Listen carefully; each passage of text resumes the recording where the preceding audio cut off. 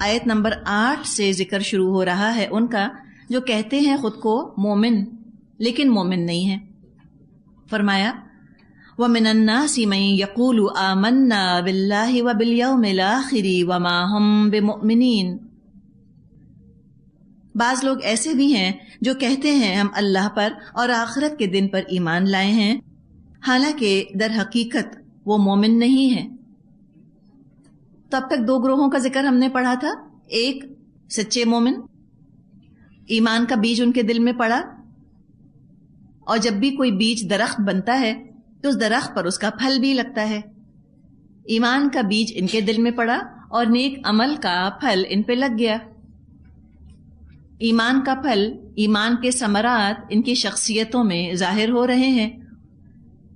اب دوسرا گروہ پکے کٹر کافروں کا، اس کا ذکر آ گیا.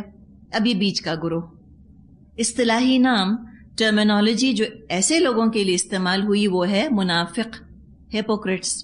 لیکن یہاں ہم سورہ بقرہ میں لفظ منافق نہیں پڑھیں گے، صرف آئیڈینٹیفائی کیا گیا ہے. ابھی پہچان کرائی گئی ہے علامات کے ذریعے سے، نام نہیں بتایا.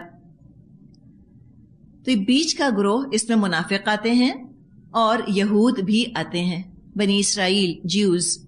وجہ کیا ہے ان کی ہپوکریسی کی، یا یہودیوں کا ذکر اس طرح نیگیٹو کیوں کیا گیا؟ بات یہ ہے کہ وہ نبی پر ایمان نہیں لاتے، نبی اکرم صلی اللہ علیہ وسلم پر. یہود تو زبان سے بھی کہتے ہیں کہ ہم نہیں مانتے، منافق زبان سے کہتے تھے مانتے ہیں، دل سے نہیں مانتے تھے. تو کہا کہ یہ مومن ہے ہی نہیں. اصل جو ایمان ہے، اصل ایمان وہ ہے ہی ایمان بالرسول، رسول پر ایمان لانا. اب دیکھیں یہاں یہ کہہ رہے ہیں کہ ہم تو اللہ کو بھی مانتے ہیں، آخرت کو بھی مانتے ہیں، اللہ فرما رہا ہے مومن ہے ہی نہیں. تو کون سی ایمان کی کمی رہ گئی؟ رسالت والے ایمان کی کمی رہ گئی ہے. جی ہاں، منافق پر رسول کی اطاعت بہت بھاری گزرتی تھی اور گزرتی ہے.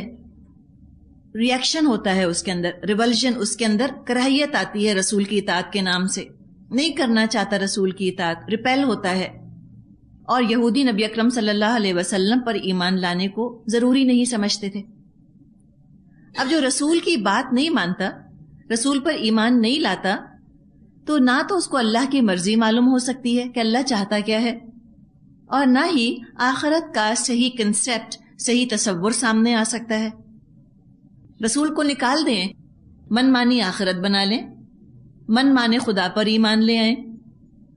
وہ تو رسول ہیں جو صحیح تصور پیش کرتے ہیں کہ اصل میں اللہ کیا چاہتا ہے. وہ پیغامبر ہیں نا، میسنجر ہیں، وہ اللہ کا پیغام ہمیں لا کر بتاتے ہیں کہ دیکھو اللہ تم سے یہ چاہتا ہے. ایک آخرت کا تصور ہو سکتا ہے کسی نے اپنے دماغ میں بنایا ہوا ہو، اور ایک آخرت کا تصور ہے جو نبی اکرم صلی اللہ علیہ وسلم کے ذریعے ہمیں پتا چلا. تو ہمیں تو اسی کو ماننا ہے جو اللہ کے رسول نے بتایا. رسول کو بیچ میں سے نکال دیں. اب اپنی منمانی کرنے کے لیے انسان آزاد ہے. اللہ کو ماننا اس کے عمل پر اثر انداز نہیں ہوگا، آخرت کو ماننا اس کے عمل پر اثر انداز نہیں ہوگا، اس کے ڈیڈز کو امپیکٹ نہیں کرے گا آخرت کا عقیدہ. اپنے ذہن سے خود نیکی کا کوئی تصور بنا لے گا، بہت ہلکا پھلکا، بہت ڈائلیوٹ قسم کا تصور. Religion made easy.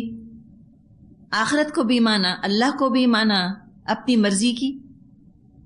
تو پتہ یہ چلا کہ اللہ کو ماننا اور آخرت کو ماننا انسان کے عمل کو ٹھیک نہیں کرتا.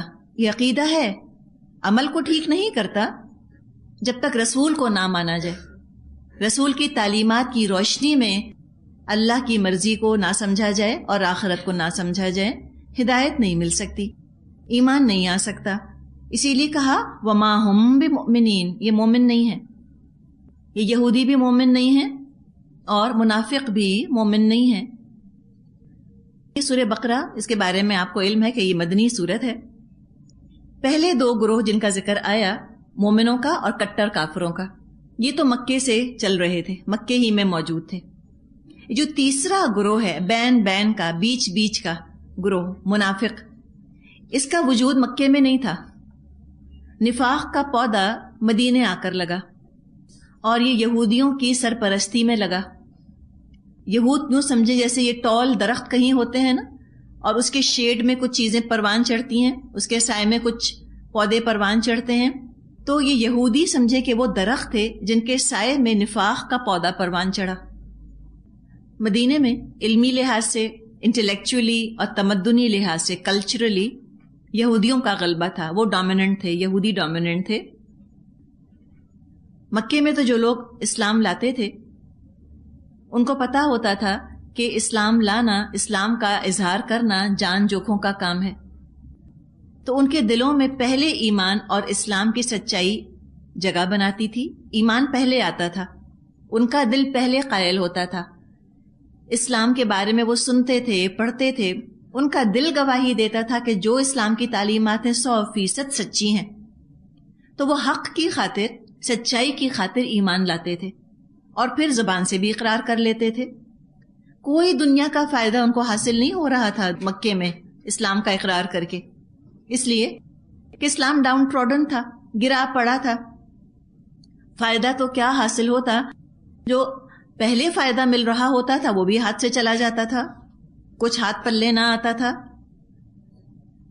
تو مکے میں تو اسلام قبول کرنا اپنی جان ہلاکت میں ڈالنے کے برابر تھا، نقصان ہی نقصان تھا بظاہر دنیاوی طور پہ۔ تو جو واقعی میں قائل ہوتا تھا وہی پھر اسلام کا اظہار بھی کرتا تھا، پروکلیم بھی کرتا تھا اسلام۔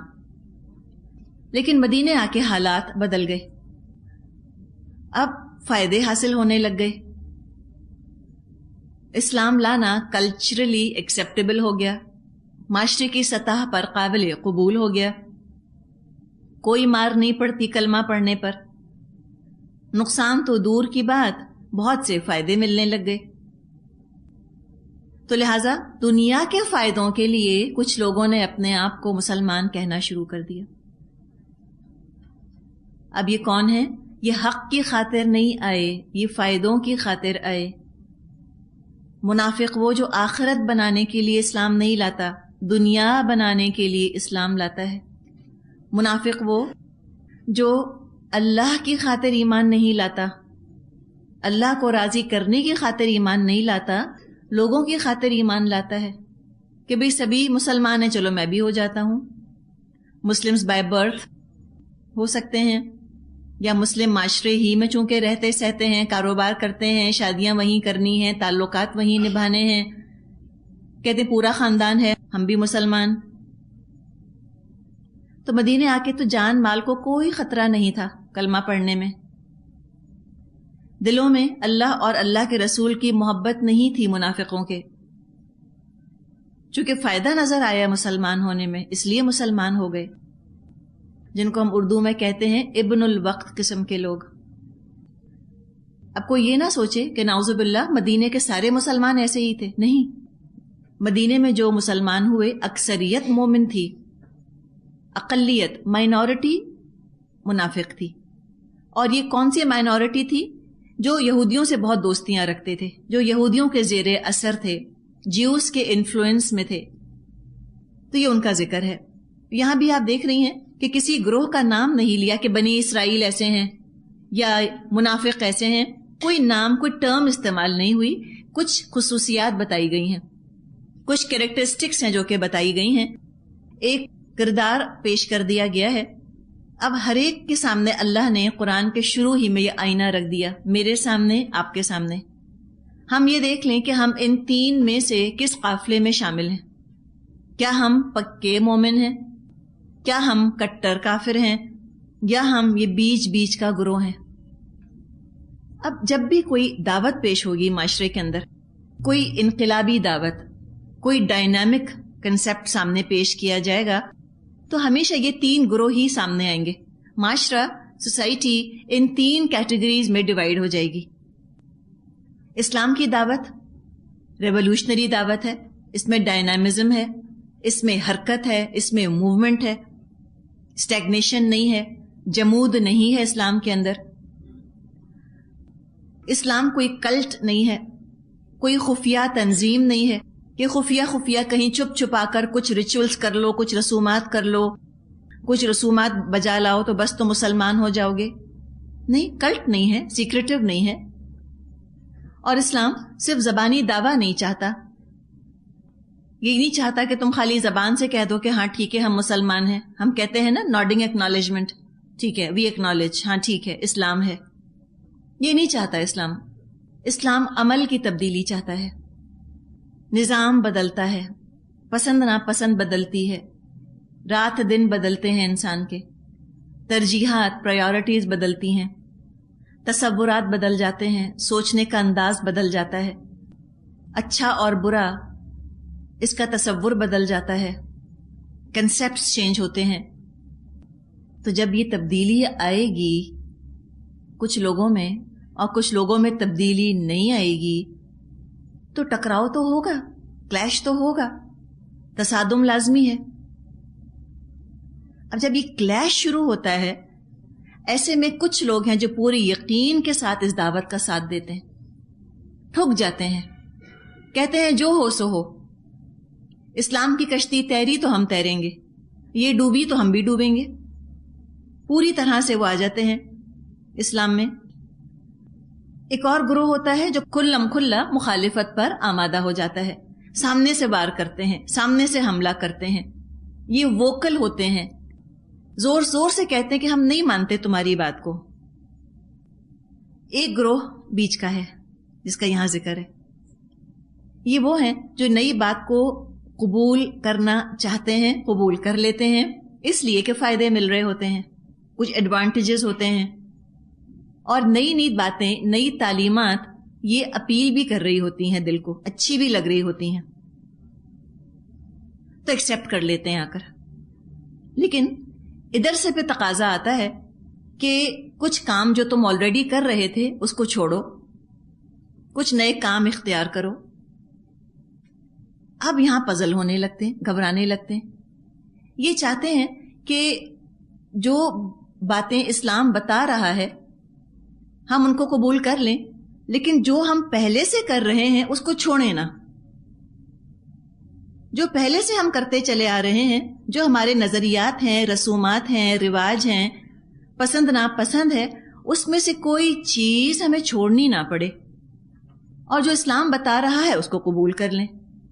ایسے ہو نہیں سکتا، ناممکن ہے، امپاسبل ہے. اب جب یہ تقاضا اسلام کرتا ہے کہ تم کچھ چیزیں چھوڑو جو تمہیں پسند ہے، تو گھروں کے اندر بھی اب کشمکش شروع ہوتی ہے، کلیش شروع ہوتا ہے. اس کلیش کو نہیں برداشت کر سکتے. ایڈورس حالات، برے حالات کی برداشت نہیں ہے ان کے اندر. اب ثابت قدم نہیں رہ پاتے، اسٹیڈ فاسٹ نہیں رہ پاتے، ان کے حوصلے ڈھیلے پڑنے لگتے ہیں. یہ کیا چاہتے ہیں کہ اسلام کو قبول کرنے سے کسی قسم کی اپوزیشن نہ ہو، کوئی مخالفت نہ پیدا ہو. ڈرتے ہیں مخالفت سے.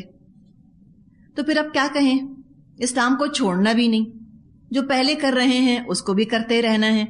تو کہتے ہیں چلو ایسا کرتے ہیں، مصالحت کر لیتے ہیں، کمپرومائز کر لیتے ہیں، کچھ گیو اینڈ ٹیک کے ذریعے سے صلح قائم کر لیتے ہیں. یہ منافق مدینے میں مسلمانوں سے کہتے تھے کہ دیکھو خام خواہ تم اتنے ریجٹ کیوں ہو رہے ہو، تم اس قدر ایکسٹریم پر کیوں جا رہے ہو. بھئی جن باتوں میں کلیش ہے ان کو رہنے دو، پھر کبھی صحیح دیکھا جائے گا. یعنی ان کا عمل اور ان کا پیغام کیا ہوتا ہے کہ اسلام کی ان باتوں پر عمل کر لو جو بنائن ہو، بے ضرر ہو. جن باتوں سے کلیش نہیں ہوتا ان پہ عمل کر لو، ضرور کرو، اور ان باتوں کو رہنے دو جن کی وجہ سے پرانی دوستیاں ٹوٹ رہی ہوں، یا رشتہ داریاں ختم ہو رہی ہوں، یا اپنے نفس پر جبر کرنا پڑ رہا ہو، سیلف کنٹرول ایکسرسائز کرنا پڑ رہا ہو. رہنے دو ان چیزوں کو، چھوڑو. اور اس رویے کو، اس ایٹیٹیوڈ کو مصالحت کا نام دیتے تھے، کمپرومائز کا نام دیتے تھے. یہ ایٹیٹیوڈ اللہ تعالیٰ کو بالکل پسند نہیں آیا